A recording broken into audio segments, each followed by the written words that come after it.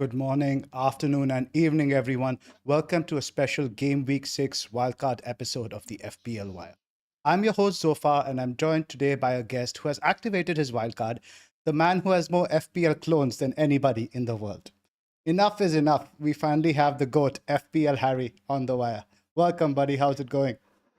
Doing good. I haven't actually activated yet. I'm currently sat on a minus 28, trying to do my best to get my point one rise out of Gabriel before I actually activate it.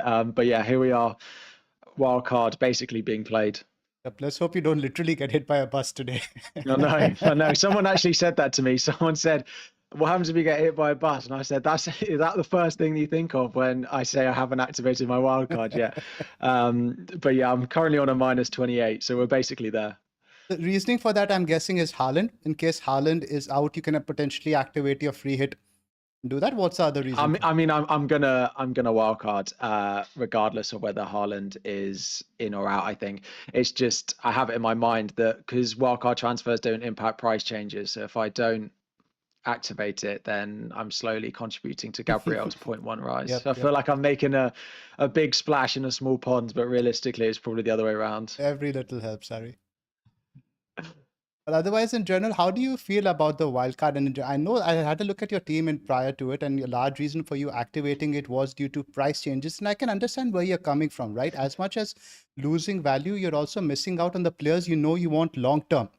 They are going up, likes of your Sinessis, Gabriel, Rayas. You want them in your squad, and these are glue guys. These are not guys you'll be selling over after 4 or 5 weeks. So you're essentially losing team value to the field long term. That played a big part. Yeah, and I know when you were on earlier on in the week, Praz was very adamant that you shouldn't wildcard for a team value. But I'll stand here and I'll stand my ground that I think there is reason to wildcard when there is enough of a team value swing, and it's going to move a wildcard only a couple of weeks or a week or two. Like if I was going to wildcard 13 and I was going to lose value this week, I wouldn't say moving from 13 to game week 6 to gain some value is a good idea at all. But for example, like game week 7 or game week 8 to game week 6, I think the value play starts to become more important over a shorter term window. And yeah, like I was losing value in order to trust players who have not performed, and particularly relying on Aston Villa. Now I know they've got Fulham and Burnley in the next couple of games, but they also play Thursday, Sunday. And I think the players that I wanted to get in, plus the fact that I saved 2 transfers as well on the other side, because I'd already used 2 this week to buy Haaland. So there was enough factors going on in my mind that to just get it played early on.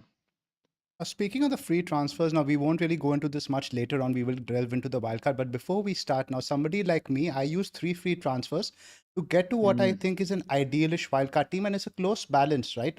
In the previous years, you could just say use your free transfers, dead end into it, but it's a different dynamic now. Now that you can carry your transfers through it, how do you really weigh that up? Like, how do we quantify that gain versus like delaying the wildcard is very difficult, right? Yeah, because either you can do it in either order, right? You could wildcard and save those transfers, and then in a few weeks you have those. Whereas on the other side, you could use all your transfers and save the wildcard for later down the line. I suppose it's having used your transfers, are you close enough to where you want to be with a wildcard? And if the answer is no, you've used 3 transfers, but you still want to take a couple of transfers over the next couple of weeks to sort things out, then the wildcard probably makes more sense. But if you've used 3 or 4 transfers and you're basically exactly where you want to be, then saving the wildcard is probably better. I think that's a great way to. I'll show you my team at the end. I hope you can convince me to stick to where I am. Go there at the end. Cool. Should we get started with our sponsor plugs first up? Let's go. All the data you guys see on this podcast is taken from the Fantasy Football Scout members area. If you sign up using the link in the description below, you get a discount using our code and also support the pod. We have also recently partnered with FPro, the ultimate soccer training system for children. At first glance, it might look like just a mat and a ball, but what you're really getting is a completed guided training plan designed to transform the way they practice. Inside the FPro app, every drill is structured with clear video instructions. Your kids move through levels, earn scores, and climb the ranks against other players worldwide. It's training but gamified, turning hard work into a challenge they'll actually look forward to. Whether your child is building foot skills, improving reaction speed, or just having fun, FPro keeps them motivated and makes progress visible. And here's the best part: FPro makes an incredible gift. Parents love it because it combines fun with real skill building, but it's also perfect for anyone searching for a unique present for a young soccer fan. It's a gift that keeps on giving. Every session is another level unlocked. If you use the link fpro.com/the FPL Wire and the coupon code the FPL Wire, you get a 20% discount on all FPro products. So click the link in the description, the pinned comment, or scan the QR code on the screen to get started with FPro today. Gamified training system that turns practice to play and the perfect gift for every soccer lover. Cool, Harry. Let's get started and let's jump straight right into your draft and we will work from there. So I'm just going to read this out for the guys on audio. We've got Raya in goal, Tarkowski, Gabriel, Senesi, Reinders, Semenyo, Bruno, Endai, Joao Pedro, Gyökeres, Haaland with Dubravka, Stack, Anderson, and Richards on the bench. And I think you've got 2 free transfers coming out of this. And how much money in the bank? 0.6 at the moment. So enough that there are places that I could spend it. Yeah, I mean, it is very template. It's very similar to a lot of the wildcards that are being played this week. But I think there's very good reasons why a lot of the wildcards are very similar this week. Like DEFCON is just meaning the defenders we're picking are so narrow. Like I know you were talking, like you got Porro and Munoz, and there doesn't seem a world where you'd pick either of them over Tarkowski now, just because Tarkowski's floor is so high, which means particularly in defense, things are narrowed down. And then up front, you've got Saka just about returning. You've got Salah not being consistent enough with the high explosive returns compared to some of the others. That means the squad structure is just feels quite straightforward unless you want to go with the Haaland Salah draft, basically. And also now it seems a bit of overkill to go with that because you do want the Arsenal attack, you do want a bit of Manchester United in the short term. The Haaland Salah thing is probably something you look at on the other side of the international break, and we'll talk about that. I'm sure you're a long-term planner, you have thought of that. We'll talk about the upcoming schedule in a little bit, but first, let's start looking at this team, and let's start with the defense. Now you've gone with the double Arsenal defense over here, and I'll show you some data from Rob T. Now this is looking at the clean sheet projections from game week 6 to 19. Arsenal significantly on top, right? Look at the run of oranges over here. I think the only fixture you see that's not an orange is game week 13. So I completely get the doubling up over there on the Arsenal defense. They're by far, you can see in terms of defensive projections, well ahead of everyone. But Harry has a template over there also, like it's become more interesting now with DEFCON, right? Now, how many games do you think Gabriel is going to get those DEFCON points in? Like I think he got it 6 or 7 times last season. So we're probably expecting something slightly similar, maybe 10 at a maximum this year. And I've got the double up because of the data and how good their fixtures are. But we'll talk a little bit about Newcastle. And I think there is worlds where I don't go with either Raya or Gabriel. I'm almost certain I'll have one of the two in my team. But as much as I love the double up from a clean sheet point of view, 5.5 million for a goalkeeper, the data would say it's fine to do, but I feel like all of us will have been there with Raya at some point, and it's just so frustrating. You can take a blank from a 5 million or a 4.5 million goalkeeper, but Raya, it just seems so much more frustrating. And as you say with Gabriel, clean sheets are great, but the DEFCON isn't there to give him a higher floor very often. I know he's got it recently. So they're in at the moment because I think the next like 5 or 6 next ones in particular, until we get to about game week 13, look very good. But if I needed a bit of money, I do look at the two of them and think one of them could go. Makes sense. And if you had to pick, which one do you think? The thing is, because of DEFCON, I'm more inclined to say that Gabriel down to a DEFCON defender is a better amount of money, because Raya is the cheaper option, more nailed route into the Arsenal defense. Plus, if you change Gabriel, you get DEFCON. But I then also just look at Raya and think a 5.5 goalkeeper who's a 6 and a 2 every week is also like, at the end of the season, how different is Raya's points going to be to the highest scoring 4-5 or to some of those 5 million goalkeepers? There's going to be like 20, 30 points maximum, I'd say, in it. And then is that a good use of 0.5 million in budget? Maybe not.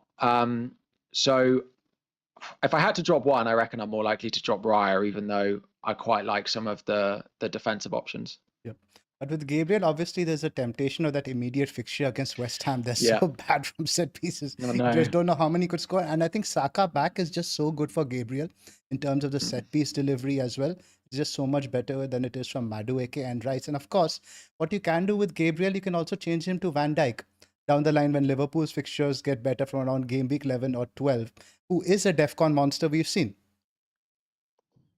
Yeah, so game week 12, I have a planned transfer of Gabriel to Van Dijk, which is possible. And then that's the other reason that I want to then go with Raya, because if I take Gabriel out for Van Dijk and I haven't gone Raya, I end up with no Arsenal, which doesn't feel like the right thing to do with how long that Rob T projection goes on. I'm just noticing in the chat that people are saying my mic it is selecting the mic.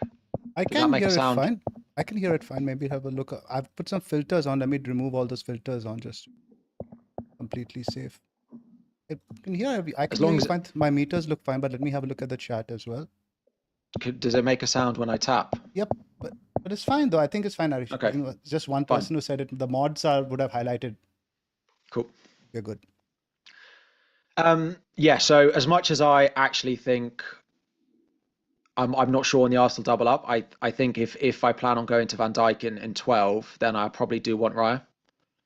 And I think I would agree with you. I think Gabriel's points are matchable by other defenders. And you could even look at potentially, because you see, right, you've got your Tarkowski and Senesi who are going to play pretty much every week. If you toss Anderson in there, you just got three guys who you're going to be pretty much starting at 6 points for those guys every week anyway.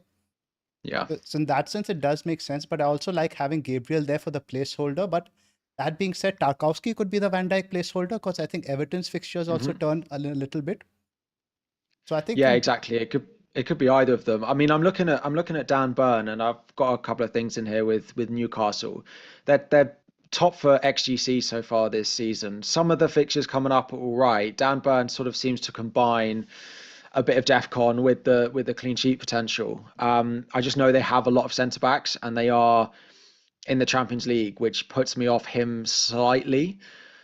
But Newcastle fans seem to think he is just as reliable as any of them at the moment, which is why I've looked at Pope. I like the upcoming fixtures, and they're all just slightly cheaper than you get with Gabriel and Raya. And they've been great so far this season defensively. They do. And I think those are great picks. I think Eddie Howe isn't going as gung-ho anymore, and he loves Dan Burn. It's very rare that Dan Burn gets left out. And the thing is, he's never going to sub on. It's a low risk punt. No. And I think he's at 5, right? He's not at 5.5 like Cher. So I like the value there. But the issue I've got is because I don't think he's a better pick than Senesi, Tarkowski, and then I've got Anderson and Richards. So I mean, I could swap Anderson and Richards to Burn and a 4 million. That's another option that I've looked at. Because I've got a lot of depth in here. For someone who's already played the bench boost, my bench is pretty strong. But part of that is over the first few weeks, we've already had issues where I've had to make transfers that I don't really want to make. And I feel like with this, I'm not forced into that. So I would like a Newcastle defender in here, but I don't know if I'll end up doing it. Yep. I think as a starting point, the first players I would put on my wildcard would be Anderson, Richards, Senesi. And then the other two spots in defense would be up for debate. I think maybe you could chuck a 4.0 in there also because there is value there. The 4.0 defenders aren't as bad as previous seasons. Both Burnley and I would prefer Leeds over Burnley because I think the fixtures also for Leeds on the other side are much better. I think Rodon is pretty decent for DEFCON. So maybe if you need to free up money, you drop one of these guys. Yeah, Richards is probably the one. I think Palace are great, but of course they are in Europe as well. So I just like having the Senesi Anderson combination, and I've had them for a couple of weeks, and they've served me pretty well. So Richards would probably be the one that would go. And it's one of those that I future plan this team, and I don't use Richards. I use him like 3 times in the next 15 weeks, which would make you inclined to say, well, you don't need him, but he's not there to rotate in. He's there to be there if something happens to one of the main ones, and I'm not forced to make a transfer straight away. So it's a trade-off between having depth that you can use if there's a problem, but also not investing too much in a bench that you don't plan on using. You see the point you're making about Richards. He's got Liverpool, Everton, Bournemouth next, and Arsenal, which are not great. But then after that gets a bit better around 10. But he has Brentford, Brighton, Wolves, and Manchester United. So in that sense, of Yeah. the cheaper guys, probably he's the one you could look to drop. It's just I looked at Yes. Richards in game week 1 and I just thought the long-term fixtures for them are good enough. He's pretty good for DEFCON, like his DEFCON data last year was reliable enough for a 4-5, and Palace are good, like unbeaten in 17 now. And like I could downgrade it, and there's lots of people saying, well, the newly promoted teams are better than they were last year, and they definitely are. But if in 4 weeks' time or in 2 months' time, the newly promoted teams were suddenly all bad again, like they were last year, we wouldn't be that surprised. They've started well, but the chance of that continuing for all of them feels quite low. Like one of them's probably going to get weaker as time goes on. And I don't expect that with Fulham. I don't expect that with Palace. Like they're all going to finish somewhere between 10th and or 8th and 14th in the league this year. So I know what I'm getting with them, that I'm unlikely to have an issue on my hands with them. You understand that. And with Everton also, the fixtures, I think in the short term are already a West Ham. Again, the immediate lure is there with both Gabriel and Tarkowski. Then after that, the fixtures get a bit tricky, right? And then you have Palace, Man City, Tottenham. Sunderland is good. Then you have Fulham, Manchester United away, and Newcastle. So if you were to ask me, maybe in the next 8, how many clean sheets Everton get? Maybe I would say 3. Yeah, I think that's fair. It's more the fact that I've got to be better at understanding when I've got a DEFCON defender that I can play them in some of those fixtures. Like even Spurs at home for Everton doesn't look great, but I'm just trying to check. They have Europe a few days before that fixture, Yes. and then I believe they have Europe a few days. Oh no, then it's a week off before This they week play off, Chelsea, then I think between 11 and 12, I the think League something Cup. like that. Yep. Yeah, but even then, like if Tarkowski, they're at home, Everton as well. Like even I know it's Spurs, but I'd happily play Tarkowski in that fixture. Fulham at home, I would. United away, like Newcastle at home. It's only really the City fixture that I wouldn't want to play Tarkowski in this run. So just coming back over here in terms of completely locked in picks, I would say Anderson, complete lock in for you. hmm I'd come. I'd say Anderson, Senesi, and probably Tarkowski. Um, I spoke a little bit about Gabriel not necessarily wanting the double up. The only other issue with the double up defensively is if I do want Saka, it's leaving the Saka spot open. If he turns out to be good, and maybe it's Gyökeres who's a make way if Saka looks really great, but that will always feel like a really strange transfer to make. So if is Raya over Pope worth the 25 points extra this season and locking myself out of Saka? That's what I'm wondering. Makes sense. Does Donnarumma interest you at all? Yes, he does. Particularly well, short term, but also we know from 13 onwards the City fixtures look great. Like everyone's wondering how they're going to have Salah and Haaland from 13. So Donnarumma, people have wondered, is Trafford going to get some games? And I don't. He looks straight away a big improvement. So he's one I'm looking at. Yeah, if I don't go Raya, there's Petrovic, there's Pope, and there's Donnarumma, who all could be in goal. I Petrovic, just see that. I just see that I think Arsenal have conceded one big chance this season. I just just can't look past that. just look at the numbers and the way Arteta plays. I find the press Yeah. conferences and the commentary around Arsenal also quite interesting because everyone's just screaming, take the handbrake off. But Mm. Arteta then his press conference talks about, oh, I have the most attacking goalkeeper. I have a guy who was playing number 9, Merino, playing in midfield. I'm already playing so attacking. So I don't think he's going to change. No, no. They're always going to be a defense first outfit. So I completely Yeah. get that. But again, like you mentioned, the lure of Saka is a big one because suddenly if Saka looks good, we know what a good FPL asset he can be. So I Mm. think just you have to be wary of the lockout over there. Yeah, I agree. I feel like I've spoken so much about Gyökeres being on penalties, which I still believe he is based off what we've seen and what we've heard. If and the fact that Saka has never seemed particularly bothered about whether he takes penalties or not. He's quite happy to give them away. And if a new number 9 comes in who wants to take them, I don't think Saka will stand in his way. I know Saka is a great pick and actually historically hasn't taken that many penalties, but always in our minds, if he's not on them, it will knock him a little bit. I just compared this to a draft I had sent you also as well. So what I've got over here, something very similar. I've Mm. also got now Richards, Anderson, Senesi, and Gabriel, but I put Rodon in for Tarkowski instead. And I've downgraded Rea to Petrovic primarily to afford Saka in midfield. Yeah. The idea here is now by having the combo of Saka and Bruno in midfield, you're never too far away from a Palmer or a Salah. All it's going to take you is usually a couple of transfers if you have some money lying around. Something like that in terms of structure. So just a little bit less of a spend in defense. And I think Rodon just as a pick, it just offers so much value. I think that 4.2 is just that 0.5, 0.6, whatever you can save could be good. But I do like the idea of Rhea though, as a set and forget, because I think while the other defenders can match Gabriel, I don't see any goalkeeper down who's going to get close to Rhea at this rate. I think Rhea's the Golden Glove candidate by a big distance. Yeah, I mean, I feel like we said the same thing last year though. But their 13 clean sheets last year was an all-time low, and I expect Arsenal to blow that out of the water this year. So, yeah, I agree. I definitely want at least one of them in there. And for the short-term fixtures in particular, I'm pretty happy with the double up, but it's just blocking the Saka spot. Yes, I think last year they were a little bit unlucky because they just allowed that one odd goal in just those games, especially in home matches. Yeah, they did. I feel like the Brian and Burma one for Brentford was one I remember, but they did it several times last year that they just conceded one goal from such low XG. And every week we'd look at it, we've got double ups and they've conceded 0.3 XG per game and they continue to do it. But yeah, I expect them to, and Arteta looks like defense first. I think the other thing for them is how much depth they've got, which I think will make them even better defensively. The depth that we just haven't really seen from them in the past that they're able to use, that if they have an injury or someone is tired, that they don't have to risk it. They have so much depth that I think that does boost them. And this is the alternative version you had sent me. I think you've removed Richards over here to Alderete. Yep. I think Raya to Pope, Raya to and it Pope. allows me stack up to Saar. That looks a bit too much, don't you think? An attack with such a strong front eight, you're going to be benching a really good player every week. But I guess you've already looked into the rotation over here.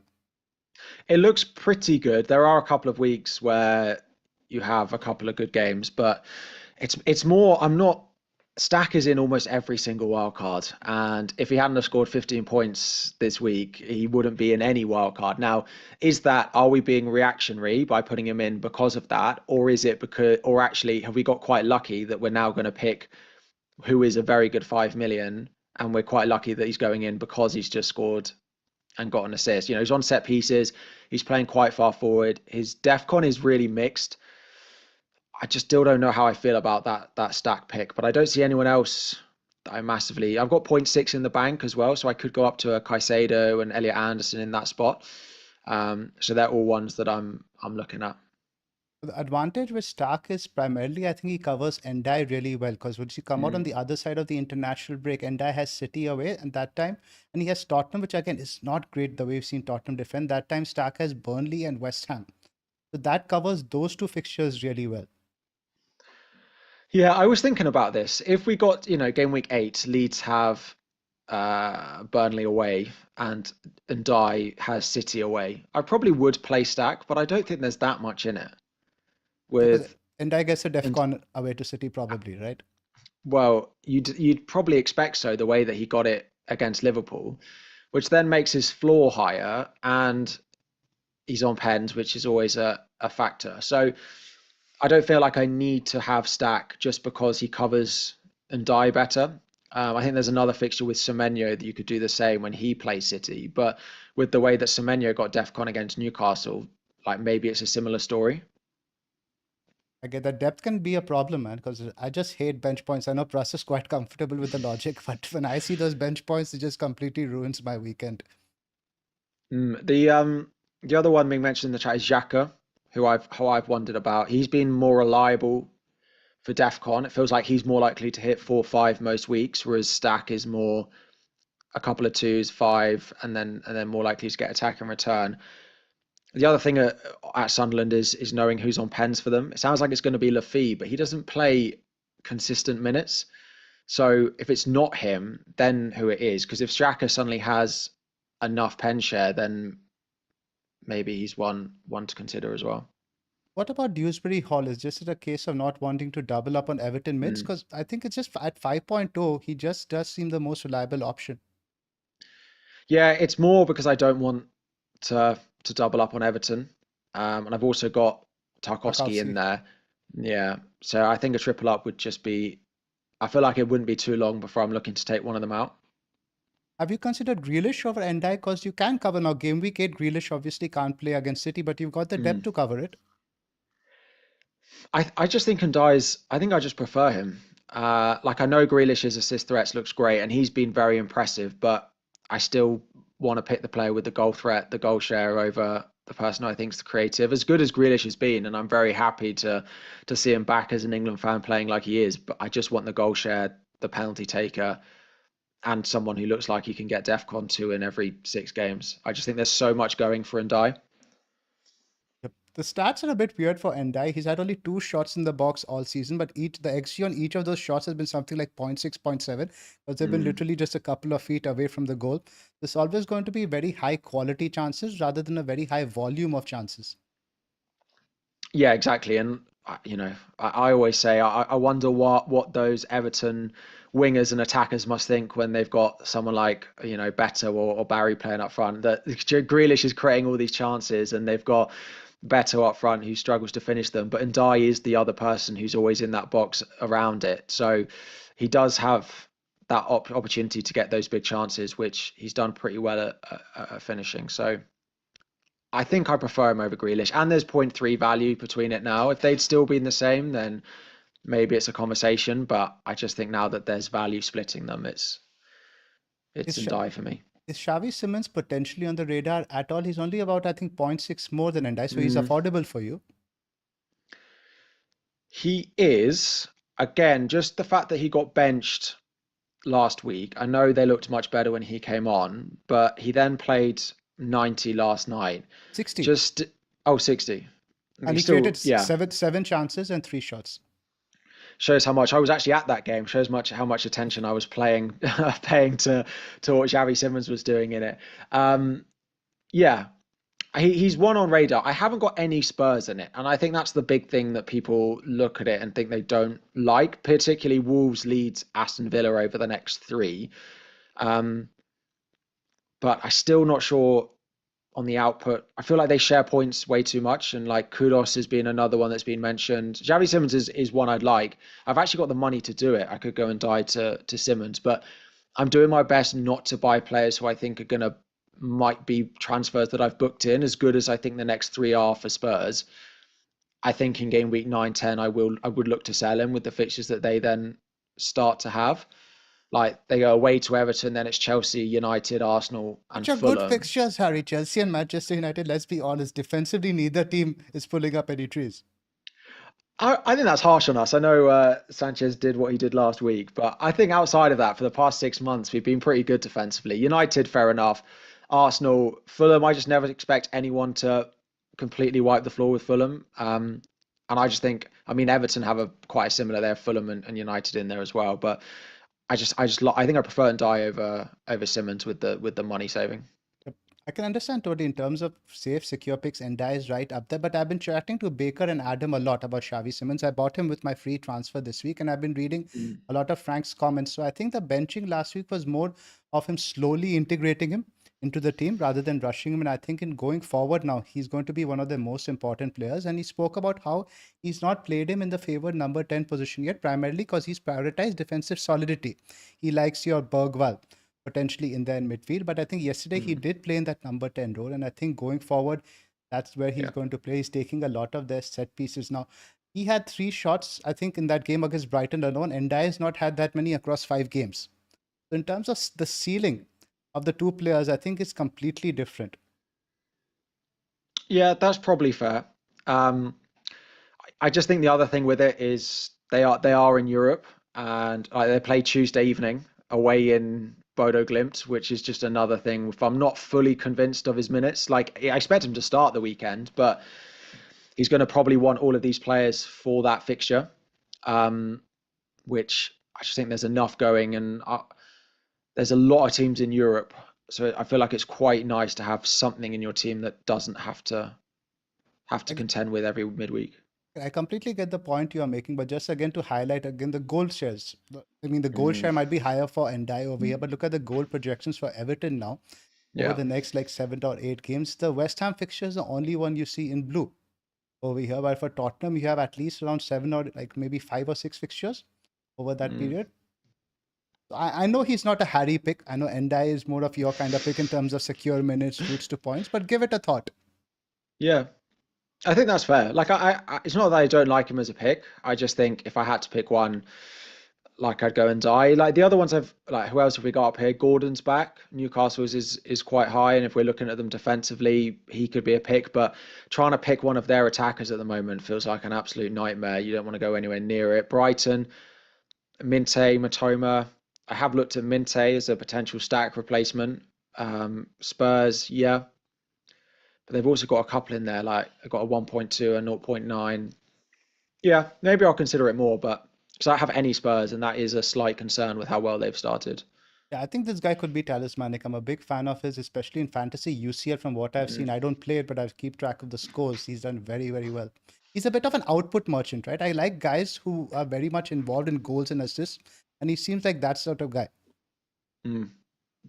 Let's look at some. Yeah, I know he did. I don't play UCL fantasy, but I know how good he's been previously. But you've always got to be careful. Verts owners will know. Got to be careful on players joining the league. Yep, you did well to avoid that. Yeah, great. I picked Morgan Rogers instead. I did. I picked both. Yeah, I had Rogers and Watkins. So glad I didn't go Vert, so I could afford those two. At least I went Bruno. Yep.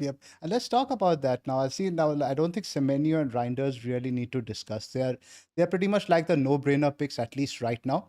Like your Andersons, Nessie, you just set them in. Semenyo, I think the fixtures turned a little bit on the other side of the international break, but like I think even after that, I think you got after around Palace, Forest, Man City, Villa. But the thing with Bournemouth is you don't mind their players in these tougher games. They actually like it when teams come at them. I don't think. And I think all those teams they play, Palace, Forest, City, Villa, all play Europe midweek, apart from Palace, which is straight after the international break. And then afterwards, they go into West Ham, Sunderland, Everton from 12 to 14. So even then, if Cliver is continuing not to get as many minutes as we'd like, and you add penalties onto Semenyo, I think it's difficult to go without him, yeah. And Reinders at his value if he's playing as many minutes as well. Reinders is just ridiculous value. Yeah. Good pick. So the Bruno pick, I totally get that. Now with the next two in mind. Now game week 7, are you planning to captain Bruno or Haaland? Probably Haaland. It's going to be tricky, right? Yeah, I captained Bruno against Burnley, and Bruno is one of those players. So I picked him, and actually I think I'm more on board with him as a great pick now than I was at the start of the season. Me too. As a player, if I have to watch a game of football, he's so deep, and it is incredibly frustrating at times, but he just has this absolute ability to get points. Now, Man United are not playing that well, and if they get better, he'll only get better as a pick. So he was just going absolutely nowhere on my wildcard. But I still think I trust Haaland more to captain even against Brentford. I mean, they don't look that great defensively. They don't, and I guess a lot will depend on how we see Manchester United play, how we see Brentford perform at the weekend. So I'm basically 60-40 on that decision myself, because I might be free hitting next week to bring in Bruno. Yeah. In which case, I feel that maybe I should sort of capitalize on that, right? If you're bringing somebody in on a free hit, you feel like, okay, give him the armband to take it all the way. But it's very performance dependent. And the thing is, with Sunderland, we just don't know. They've had such easy fixtures. They have good defensive data. But I think Manchester United against these lower teams is when they really flat track bullies, especially Bruno. Yeah, he's just has a way, even in these games where you don't expect him to. Like, it's that game week 8 as well, where he suddenly goes away to Liverpool, and you're thinking that doesn't look great. But he just has a knack of getting points in these games. And yeah, Sunderland at home, it'll be interesting. Those newly promoted teams, Sunderland going away from home, they've been particularly good at home. But I'm not sure I trust him for the captaincy, because you just wouldn't be surprised. It's all of that. You wouldn't be surprised if Man United struggle, and Haaland just looks so unstoppable at the moment. And what's also interesting is all 5 of your midfielders have racked up DEFCON at least once. So they all have that potential also. I'm living my DEFCON life at the moment. My whole team, the back 5, my midfield, is all just, I don't need goals and assists. I'll just take +2 from all of my players every couple of weeks. Absolutely. And that's all I need. That's the game we have to play. The rules are the rules, man. We can't play with a hand tied behind our back. You have to capitalize on them. I totally get that aspect. But what's the plan now for getting the heavy hitters maybe long term, right? Maybe let's say you want to get Salah in the future. I guess Bruno is going to be one of your main make-weights for that. Yeah. So if I was to try and get Salah from this team, it's Gyökeres and Bruno would go. And I'd be looking at a cheap forward. It depends what else I did. You'd have to almost dead end that forward if you go Salah, right? Because it'll be like a 4.5 or Almost. 5. I could probably just about get Foster, Hmm. and then Salah, and which I don't think is better. I get that, I in just which think makes sense. I just think Bruno Gyökeres as a combination is better. Now maybe it won't be Gyökeres, but unless I see more consistent data and performances for a longer period of time from Salah, I, I'm not sure I'll be going there in game week 8. I'll more be focusing on 13, I think. Yes, because that's As when the much as rush. Praz would tell me that looking at this data, how can any of us not have Liverpool from game week 8? It's ridiculous, right? The goal share. I'm hoping Isak becomes a factor because he's just quite much easier to swing in. You get him in for Gyökeres around then. But they also have a lot of tough European games. They play Real Madrid, I think, when they have Villa, Real Madrid, Man City in the space of a week. So that's the benefit of going Salah, right? You know what you're going to get, but I just don't think we'll be buying Isak anytime soon.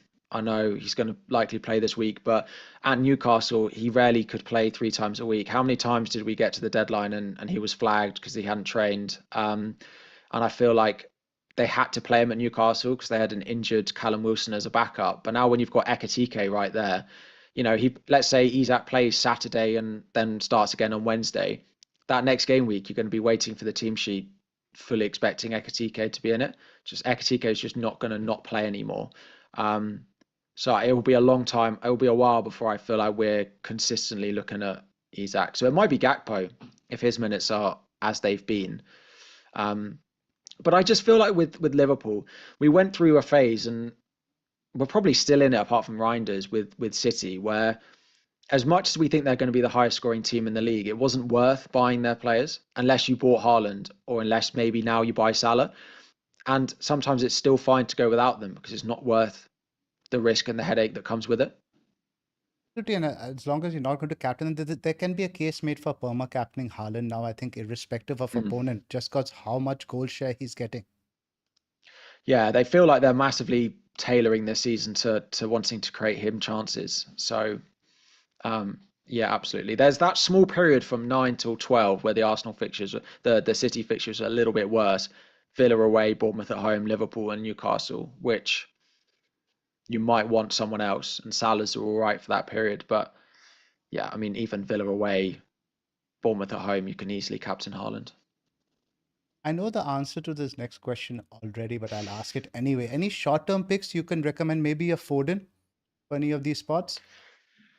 Yeah, Foden, if only he'd have played more than an hour against Arsenal, I think he'd be in a few more teams. I think the short-term picks is going more in on Spurs, like you've mentioned. I think the next 3 for them in particular look really nice. And because I'm looking more long-term, I don't have any of them in my team at the moment. And I think if you want to attack more short-term on wildcard, you go for a Xavi Simons, you go for a Kudos, you go for a Richarlison even. I think that is where a lot of the nice short-term punts are. And then you can have a look at which of them you want to move to. In terms of midfield picks, I think you're pretty settled on, I would say, 4 of them. Maybe I think it's a stack spot that's up for debate now. That's it. Yeah, it's just that midfield spot. I don't want to go King. I know that draft you showed had King in, but I would just be really cautious of him. I know I would rarely play them, but I worry about his minutes in the It's a longer dead term. spot. It's absolutely a Yeah, dead spot. I'm not expecting to field him. He would be third on the bench behind the 2 DEFCON guys. And that's, again, it's tailored for you primarily because you've played your bench boost already.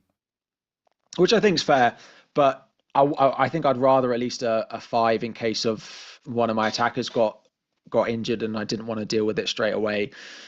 Yeah, Stack's the one I look at. I don't particularly love him as a pick, and I think there is a reasonable amount of recency bias, but he's playing a bit further forward than he used to.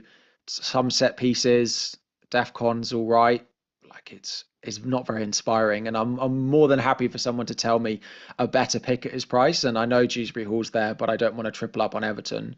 I have the money for Caicedo, which I have wondered about, but I might want 3 Chelsea elsewhere at some point. And also, like, I would say if you have Caicedo in there, you'd still put an Anderson over Caicedo, I think, because you're still expecting to get the 4-5 points-ish similar, right? And then even with Stack over here, would Stack necessarily be your first sub? I would reckon I would put Anderson personally. I would think the points are more predictable there, especially how the defenders are racking up DEFCON against Villa.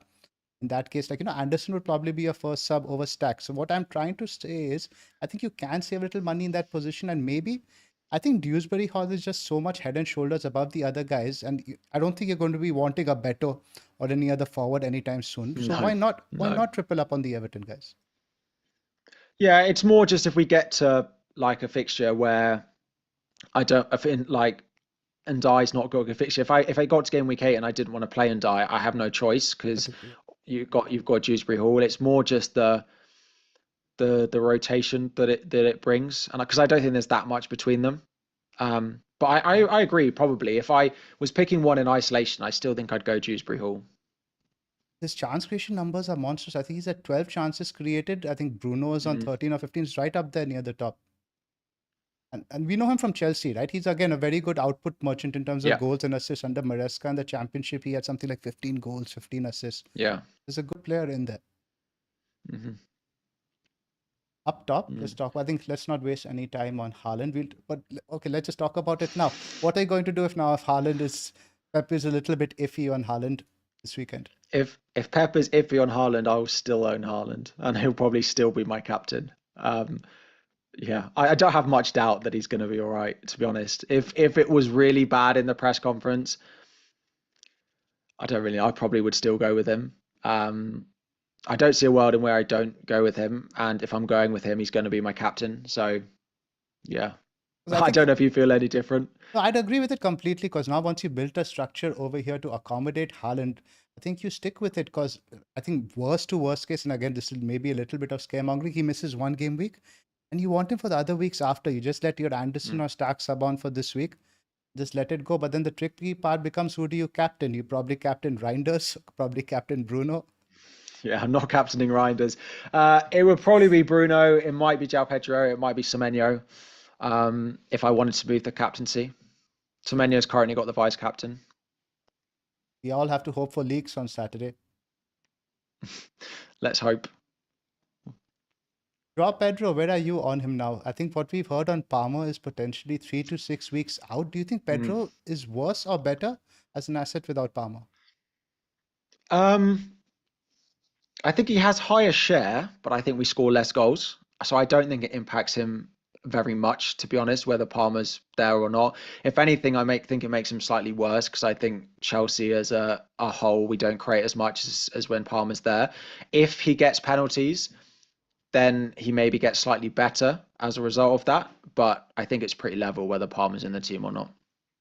Completely agree with what you said. I think it does make the overall team worse. The goal share goes up. Pretty much what we saw with Mateta, I think, over the last few weeks without Sarr and Wharton. Yeah. Yeah, exactly. Yeah. And I still think we score enough goals even without Palmer. Like we've seen it a couple of times already this season, that it's not the be all and end all Palmer being there. And actually an unfit Palmer is probably a negative for us. So as long as Palmer is fully fit when he's back, then it'll be a boost. But it sounds like Delap is still out for a while. So João Pedro is going to have to play an awful lot of minutes.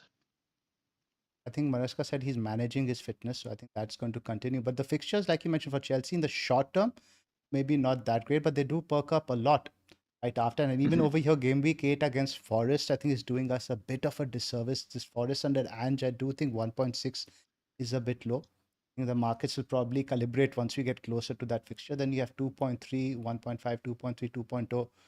Then it gets a bit tricky. Around game week 13 maybe is when you have to make a decision there. But I think João Pedro now, bit of a no-brainer pick. Yeah, but even after 13, which is Arsenal, he then goes into Leeds, Bournemouth, Everton, and then it's Newcastle, Villa, Bournemouth. I just, at his value, if he's playing the minutes, I wouldn't be surprised if we got to the end of the season and he has more points than Palmer. I think he's going to rack up DEFCON in one of these games at least as well. I'm still waiting for the first forward to hit DEFCON this season. Nobody has so far?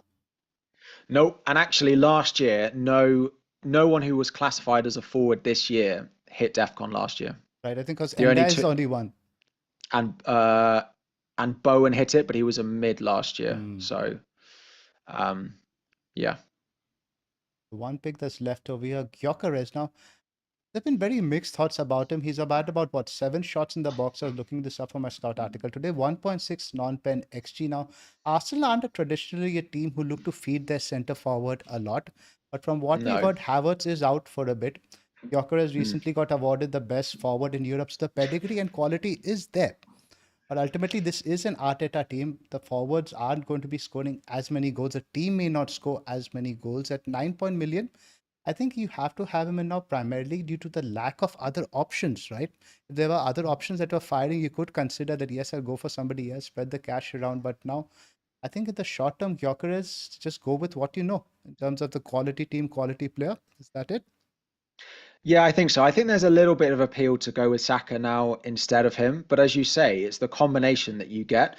Because if I was to do Saka instead of Gyökeres and sell Stack, in order to, I basically have to go to a dead forward spot, which again just makes my squad much better to go with Gyökeres. Plus, we do think he's on pens, which just gives him enough of a boost. And just those short-term fixtures, I think that's just enough to at least one of him and Saka. I feel like is um, feels almost a no-brainer with their fixtures.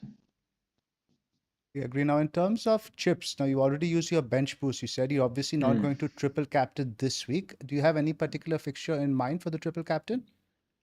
Yeah, I'm going to be saving it until those runs for Liverpool and City come around from game week 13 all the way until sort of game week 19. So City have got Leeds at home, Sunderland at home, West Ham at home, and Sunderland away in that time. And also, if I was to go back to Liverpool, they've got a pretty similar set. They've got Sunderland at home up there uh, just before he goes to AFCON. So there's lots of opportunities for both of them later down the line. Totally agree. I think in terms of which ship you had to play this week, the wildcard takes precedence of the triple captain significantly. I think you can always find another week to play that Mm. is, and it might not even be that great a triple captaincy now. Let's be honest with the news we're hearing on Haaland. We might get only 60, 70 minutes if City are 3-0 up. Would you still do it? I think so. I think I prefer just going with what I know. Haaland could be Mm. injured 2 weeks down the line, and you may not even have that option. Yeah, I think that's fair. It's just if we do think that he's going to get 60, 70, it's probably enough at home to Burnley, but it just does knock him a little bit. It does. I completely get that. But I'm looking at the other players, right? With Palmer, there's some rumors that he's not happy with his tactical role under Maresca. And I think that remember that Instagram post he did last year towards the end, the whole Mm. enjoyment thing. I think there's something there. He just doesn't seem the same. He doesn't seem to be playing with the same freedom, the same joy under Maresca. So I don't think you're really going to trust Palmer with a triple captaincy at any point. Salah, as of now, it looks like his goal share has gone down. Who else are you Mm. going to put it on? Well, exactly. I think unless I saw Palmer play a consistent run of games in that right-sided position, which we know he's best in, I wouldn't be confident on putting it on him until I saw that. Because if I suddenly put my triple captain on him and he's playing in that left side again, where he's just been frustrated for months, I would be very annoyed. So it's going to be Haaland or Salah. I always prefer it on a midfielder, just the easier chance of a haul. But if Haaland's playing like he is, can't look past him. And if I had him, I'd probably play it this week. I'm guessing your plan in the short term is going to save a transfer in 7 and then ship Bruno in 8. I'm not sure I will ship Bruno. I think I'm only going to ship Bruno if I want Salah. Because I still look at some of those fixtures for United from game week 9 onwards. They play Brighton, Forest, Spurs, Everton, Palace, West Ham, Wolves, Bournemouth. Like that's absolutely fine to play Bruno for that run. Like I don't, there's not that much in there that I'd be particularly worried about. So yeah, if I want Salah, then I'll sell Bruno to buy him. If not, I don't see me taking him out for quite a long time. Understand that, and again, he has the roots to points. These tougher games, he might get DEFCON. Bruno could potentially be a set and forget pick for the season. Yeah, yeah. That's why I'm with it. With the, for me, I mean, you can build a team which has Haaland, Salah, and another premium like a Bruno or a Gyökeres on top of João Pedro. It is possible to do, but I just I don't think there's ever going to be a time, based on what I've seen for the start of the season, where I'm going to massively panic about Bruno. He's never going to be that pick that you're massively going to worry about. And who are you going to go with at that price? Maybe it's Saka, maybe when Palmer's back. But outside of those two, if I've got triple Arsenal elsewhere and I'm not sure on Palmer, I don't really see where I go from that value. And with the free hit also, I don't think you have any strong plans as of now. Just see when your team needs it. Yeah, if I had to put my finger on it now, it would be game week 11, which is the Liverpool City fixture. Because I might have a bit of investment in that, but then I also think I'm just looking at there's also the other good fixtures that week. Who the other good guys with the other green fixtures that week are West Ham, Burnley, Chelsea, Wolves, Forest, Leeds. I mean, West Ham, Burnley. I don't know who is the better fixture for yeah. Burnley or West Ham. Then you have I might wait. I might wait and see if Palace beat Liverpool in the cup, and then we can decide from then. Yep. Although James, I listened to his Planet FPL, the Chip Strategy pod. I think they reckon that they're going to make them play twice in 3 days, something like that.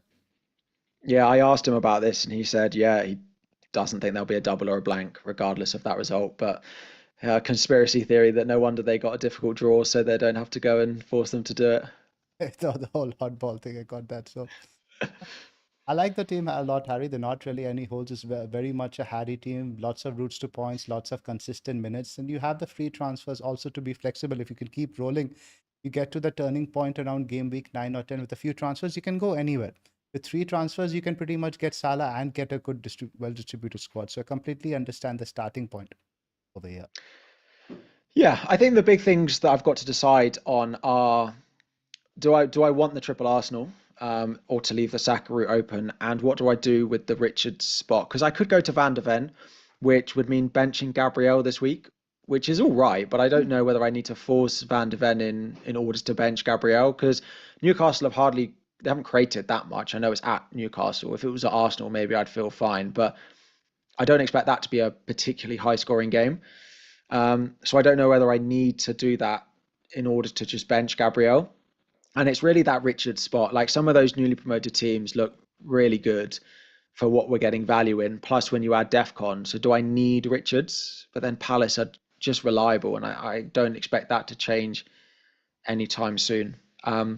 So I would say my front 7 starting is pretty much locked. I'd be surprised if it changed, and it's more just the players who are probably on the bench and maybe my goalkeeper now. So there are not many players on the periphery. Some players you're 50-50 on in attack. Pretty much all locked. I would be surprised if any of that front 7 changes, unless there was a Haaland issue. I'm pretty sure I'm going to go Gyökeres over Saka. So yeah, that front 7. The big thing, and I know we spoke about it a little bit, is Newcastle.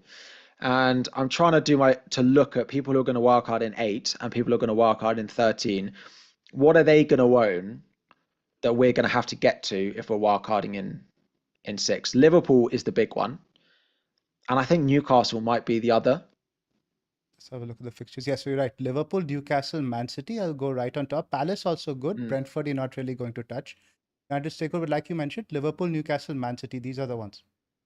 Yeah, so Liverpool is understandable. We've spoken about them. I have a plan for Van Dijk, and then it'll be whether I want Salah, whether I want Gakpo, or whether we go for an Isak, which can come in place of Gyökeres. I think me getting to Liverpool is fine unless I want Salah.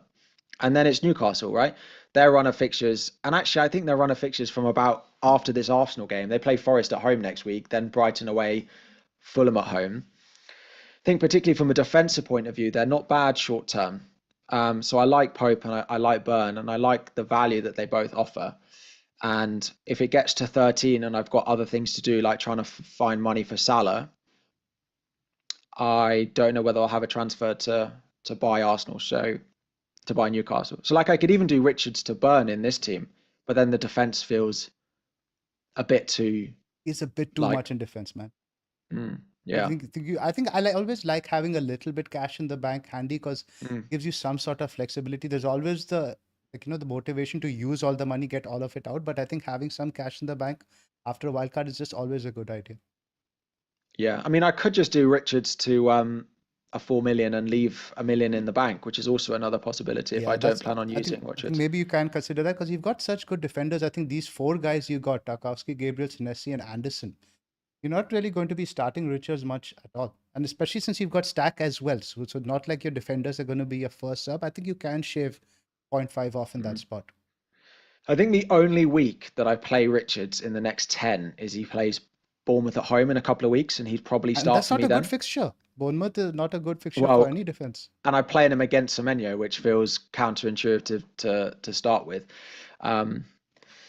Yeah, it's more just that it adds depth. And then it also lets you go to Bruno to Saka in one move. If you want to, now let's say Saka looks really good. You want to get on there 8 or 9. It's just one move then. So it gives you that bit of flexibility as well.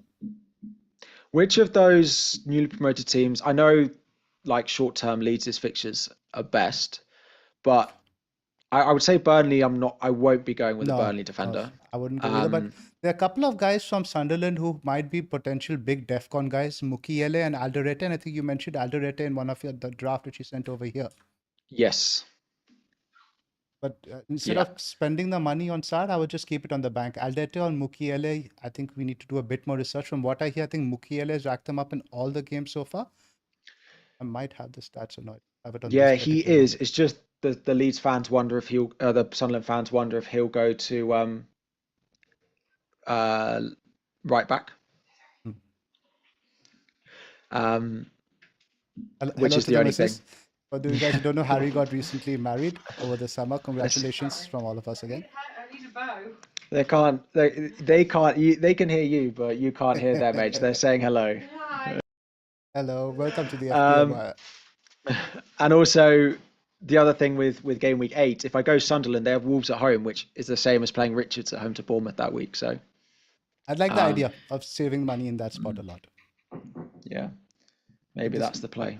This is the draft which I had really sent you. So again, quite similar. What I've done over here is downgraded Rea to Petrovic, downgraded Tarkovsky to Rodon, so kept Richards, so saving a bit more money there, and gotten Saka for Ndai, and King is your ultimate cheapie over there. So again, a bit more money in attack to keep that bit more mobile. That Bruno, that Bruno Saka combination is nice. Just on Reinders, when they start to get a little bit worse, like they play Villa, Liverpool, Bournemouth, I know we all benched him away at Arsenal this week. Do we feel like, would you still be comfortable playing him in all those games, or do you think he is benchable when he has a more difficult fixture? I think he's potentially just such a gift. You play him in any fixture because the role he's playing for Pep in the number 10, I think he can just score a brace in any given game. I think maybe because of the price, there's a sort of a bias that this guy is benchable. But maybe if he was a 7.5 guy, you wouldn't be thinking that. And I think that's a mistake. That's probably the biggest pricing mistake FPL have made this year. I think Reinders is absolutely fixture proof. Reinders and Senesi, probably the two biggest underprices this season. At what point do people stop buying Senesi? How much is he going to go up? Because he's still only, I know this template is very highly owned, but actually 7 of the players are still under 20% owned in this draft, and Senesi is one of them. He's only 14% owned, and he's already risen 3 times. I just wonder if there will come a point where people. I think up to 5 is still very reasonable to pay for Senesi. Beyond that, maybe I start looking at it, and then maybe I start paying a bit more attention to fixtures, because from Game Week 8, defensively, the fixtures don't look that great. It's only from Game Week 12 they pick up again. So maybe if I was building a Game Week 8 wildcard, I would consider going without Senesi, but he just seems like such a set and forget glue guy. Because ideally what you want to do is pick 5 defenders you really don't need to change for at least 8 to 10 game weeks. And with the DEFCON, we can do that this year more so than ever. Yeah, I mean, I bought him at 4.6, so now that I've got value tied up in him, I'm not sure I'm ever going to sell him. Because selling him and buying him back is not going to be worth it. Yeah, absolutely. Anything else you'd like to discuss? No, I don't think so. I just need to go and look at what goalkeeper I want to buy, which is the least exciting part of a wildcard. But I have Pope envy. Which is a weird way of putting it, but I just wonder about him. You're not tempted by Petrovic at all? Because I get the idea. I guess you don't want to double up on the Bournemouth defense. Yeah. It's basically that. If I didn't have Senesi, I'd be more inclined to do it. But he does rotate quite well with Dubravka. Like I think he has won the difficult game in a couple of weeks. He has Palace away, but is the week Dubravka as Leeds at home. So it does work quite well, and it also works quite well with Pope as well. So both of them are ones I'm looking at. Senesi at Petrovic at 4.5. I don't think you can go too far wrong, but there's virtually no one else at that price that I'd want. Once we wrap that up, Harry, just allow me a minute. I'm going to indulge you with my team. I just need some sort of affirmation/confirmation about my transfers. So I had 3 free transfers left, and what I did with my transfers was Wirtz, Watkins, and Rogers out. I got in Xavi, KDH, and Haaland. So the team right now reads Sells, Porro, Murillo, and Anderson, Reinders, Xavi, Salah, Semenyo, Dewsbury Hall, Pedro, and Haaland, with Rodon, Richards, and Guiu on the bench. Would you wildcard this team to get the 3 free transfers back? Because what I'm thinking now is I could potentially free hit in 7, get the Arsenal guys in, get the Manchester United guys in, get some Newcastle, maybe, just maybe, get Watkins back in. Though I don't know if I could take that anymore. I just can't wait. I'm just going to see that goal notification on Sunday, and it's just going to be 1-0 Villa, and I can just tell already. It's going to be Watkins Rogers assisted by Roger. Yeah, that'll be it. You know it's coming. I suppose. Do you have a idea of when you want to wildcard? I mean, I think I could hold on to it past 8. Maybe if Arsenal's attack look really good at that point, I can start making moves. But I think I could potentially manage to get to 11, 12, 13, around that. I think you can. I think Murillo is, if you suddenly lost Murillo from this team, if he Because I wasn't have cash in available, the bank. I have 0.9 in the bank. The move I can make in 8 is going to be Murillo to either Virgil or Gabriel. Then I think it could pretty much manageable. The goalkeeper position isn't ideal, but Dubravka again on the other side has a couple of decent fixtures, so I could sort of get over the line for a few more weeks. The only thing I'd say is I think even defensively, there are going to be changes that you want. Like there's still quite a number of things. I suppose you've got Salah though, so that's the big thing that you've got that makes you more inclined to hold it. Exactly. I mean, I'm on it this week, so I'd be more inclined to say if Murillo was out, in order to save 3 free transfers and probably boost your squad going forward, then I would consider it. But if Murillo's fine, I don't think you need to wildcard this, particularly because you've got the Salah Haaland setup. That's where I am as well. And I think you can't really trust what Ant says anymore. What he did with Kulusevski, and even with Murillo, he's like, it's a knock. He's fine. He'll be fine for the Europa League. Then the Europa League, he hasn't traveled. He has some problems. We left him home. So let's see what Ant gives us this weekend. But apparently, he trained on Monday, but then didn't feature at all. And then also Milenkovic went off, didn't he? But apparently it was just cramp. Exactly. So. But Ange probably said Kulusevski had cramp, and then here we are. So. Absolutely. It's been fantastic having you here, Harry. I know that most people who are watching this don't need to know where to find you, but why don't you just tell them anyway?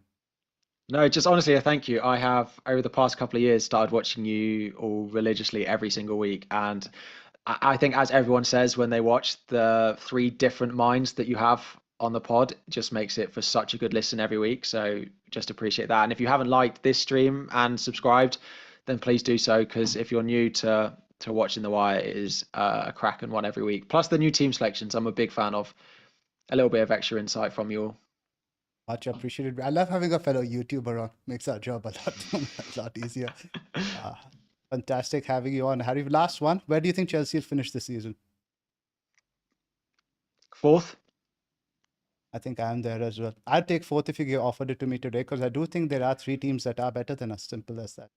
Yeah, I think 4th, but hopefully it doesn't happen on the last day of the season. So that's all I ask. Just slight improvements every year. Yep, I don't think my heart can take another final day. Honestly, I was at the meetup in London trying to enjoy the last day of FPL, but also it was Chelsea and it was Chelsea Forest. So Holly and her family are all Forest. So as much as I was great on the final day, it was a pretty didn't go quite well in my in-laws' house, I have to say.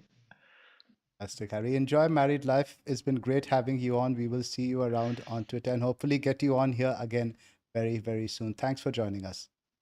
Thanks for having me.